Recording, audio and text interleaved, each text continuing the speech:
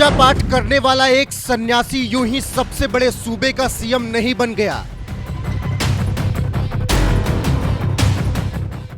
मठ में रहकर हर एक दांव पेच को सीखा, तब सत्ता के शिखर तक पहुंचे।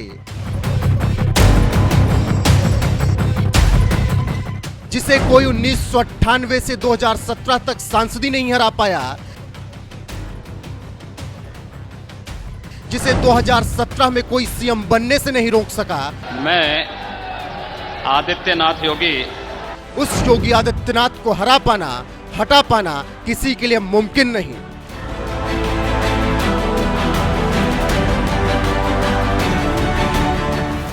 क्योंकि एक अकेला कितनों पर भारी है, सब देख रहे हैं।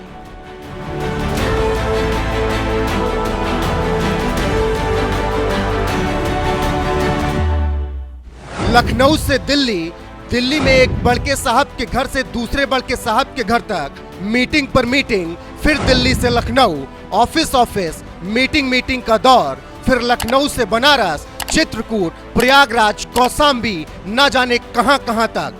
इस दौड़ का अंत नहीं है साहब, क्योंकि कुर्सी पर जो बैठा है उनका नाम है योगी आदित्यनाथ, जिन्हें ना कोई हरा पाया ना हटा पाया। बाकी एक प्रयास और सही, देखा जाएगा कि आखिरी कील कहां और किसको ठोकी जाती है।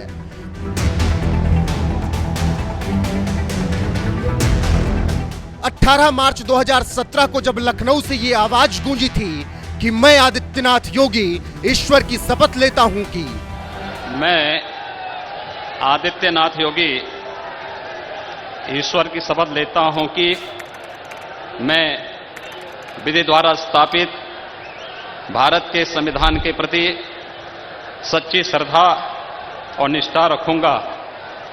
मैं भारत की प्रभुता और अखंडता को अक्षुण्ण रखूंगा।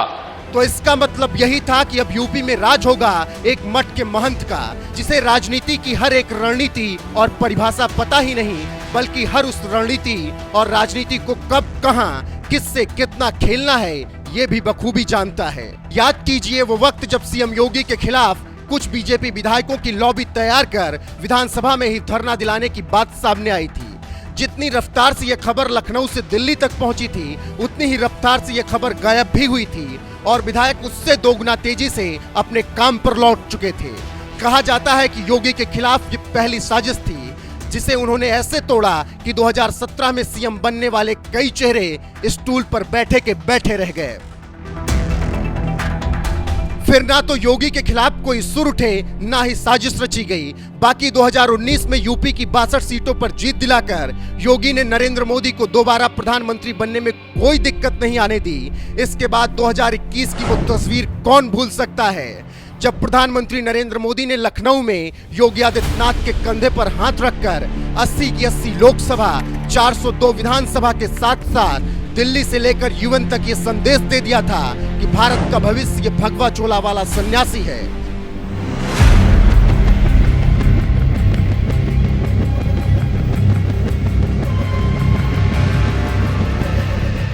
लेकिन फूलपुर, प्रयागराज, कौशाम्बी वालों को तब भी ये बात समझ नहीं आई थी शायद कि योगी को हटाना उनके बस की बात नहीं। बाकी जनता ने 2022 में फिर से प्रचंड बहुमत देकर योगी को बीजेपी के सबसे बड़े नेताओं की लाइन मिलाकर आगे खड़ा कर दिया। 2022 में प्रचंड जीत मिली, कुछ लोग अपनी सीट हार गए, योगी पहली बार विधायकी लड़े, जीत गए, तो कुर्सी हिलाने वाले शांत बैठ गए। लेकिन फिर आया 2024, लोकसभा चुनाव में सीटें इतनी कम हुई कि योगी के नेतृत्व पर ही सवाल उठने लगे। 2017 वालों के मंसूबे जाग गए, लगा सत्ता हासिल कर ली जाएगी, योगी को हार का विलन बताया जाएगा। हर एक साजिश रची गई, इतनी मीटिंग हुई जितना चुनाव प्रचार नहीं किया गया। लेकिन फिर हाथ क्या आया? कुछ नहीं, और लौट जाना पड़ा उसी स्टूल पर जिसे छोड़कर कुर्सी की चाहत पालकर दिल्ली पहुंचे थे। लेकिन योगी के लिए इस दौर में पूरे दम के साथ खड़े रहना इतना आसान नहीं था। उसके पीछे पुराना संघर्ष था, ठीक वैसे ही जैसे सबसे बड़े राज्य के सबसे ताकतवर शख्सियत बनने के लिए 2017 में योगी आदित्यनाथ ने कड़ा संघर्ष किया, तब तपस्या की, तब जाकर अपना भौकाल बुलंद किया और मुख्यमंत्री की कुर्सी हासिल की थी।